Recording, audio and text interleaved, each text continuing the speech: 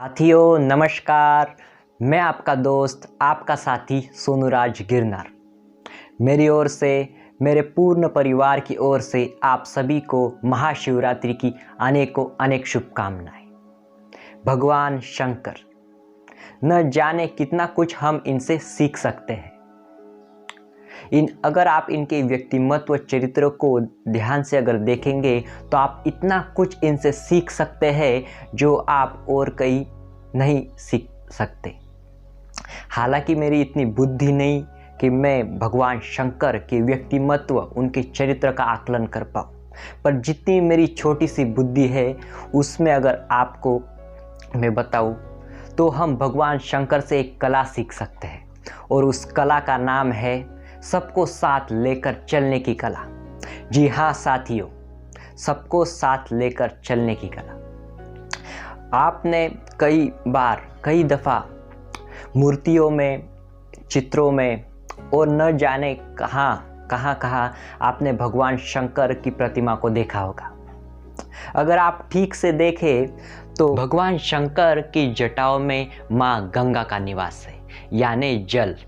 और अगर आप उनके मस्तिष्क के ऊपर ध्यान डालें तो वहाँ उनका तीसरा नेत्र है, जिसके खुलते ही आग निकलती है, यानी जल और ज्वाला साथ साथ। अगर आप और सूक्ष्म अगर आकलन करें तो भगवान शंकर की जटाओं में है चंद्रमा। कहा जाता है चंद्रमा में है अमृत। और अगर आप भगवान शंकर के कंठ को देखें तो वहाँ है जहर, विष, यानी विष और अमृत साथ साथ। दोनों विपरीत चीज़ों को धारण किए हुए हैं भगवान शंकर। कभी होता नहीं है, मगर भगवान शंकर जो न करे सो थोड़ा। अगर आप भगवान शंकर के गले में देखें तो वहाँ है सर्प, सांप। और भगवान शंकर के एक पुत्र है जिनका नाम है भगवान श्री गणेश, जिनके वाहन है एक चूहा, मूषक।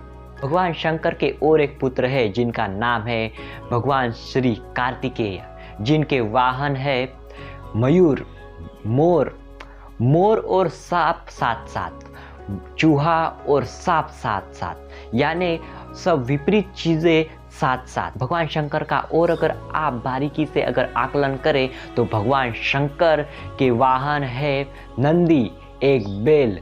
और भगवान शंकर की अर्धांगिनी माँ पार्वती के वाहन है शेर।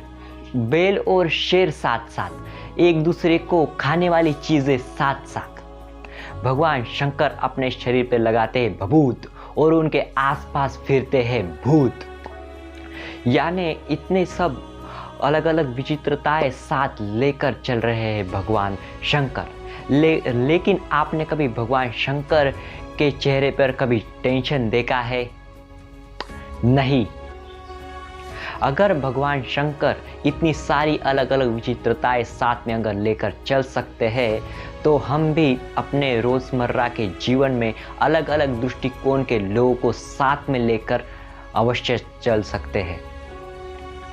साथियों, आपको एक बार फिर महाशिवरात्रि इस पावन पर्व की अनेकों अनेक शुभकामनाएं। भगवान शंकर हमारे जीवन में मंगल प्रदान करें।